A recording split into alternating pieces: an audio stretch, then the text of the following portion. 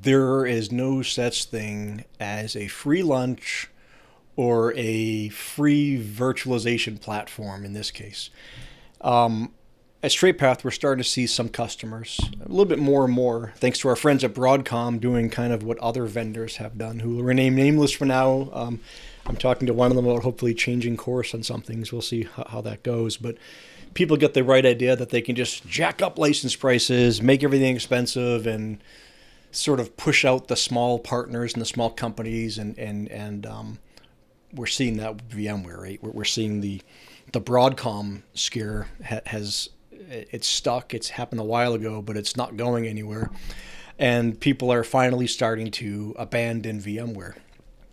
Some of them are going to Hyper-V, which is fine. Some of them are going to virtual cloud platforms, which is great. We like that. Some are going serverless. We like that too. Some, though, are going to all manner of new virtualization platforms. HP's got one. There's many.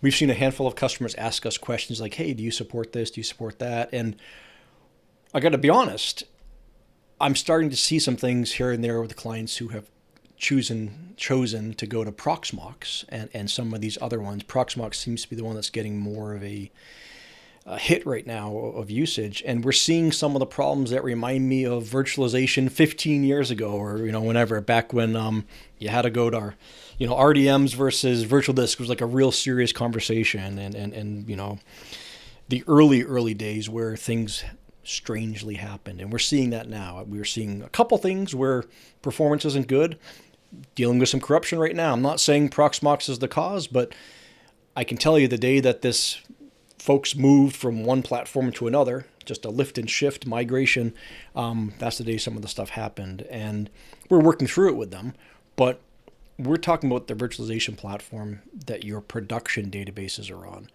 And if you are about to go and move, I get it, licenses are expensive. Broadcom is really sticking it to people in a way they shouldn't.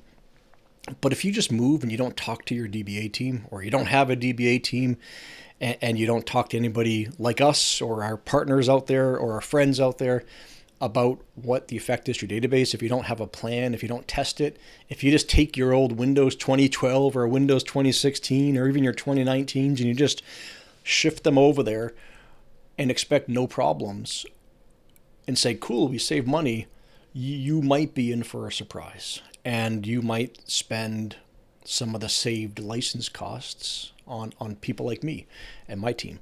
Not saying Proxmox is bad. I don't have enough evidence to say if it's good or bad, and that's not my job here.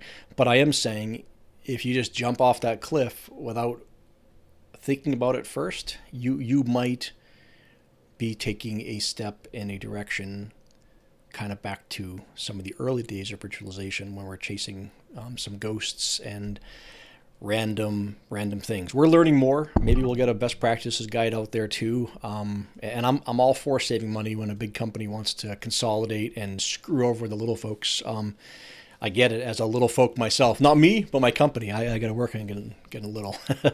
But anyway, check in with somebody first. Don't just make the migration or let your managed service company just take all of your servers and magically shift them to some other platform. Even taking your VMs and just shifting them to Azure from Hyper-V or VMware up to Azure with just accepting the defaults is dangerous. And I've seen people bit by that also. So just think a little bit before you jump. Have a good day.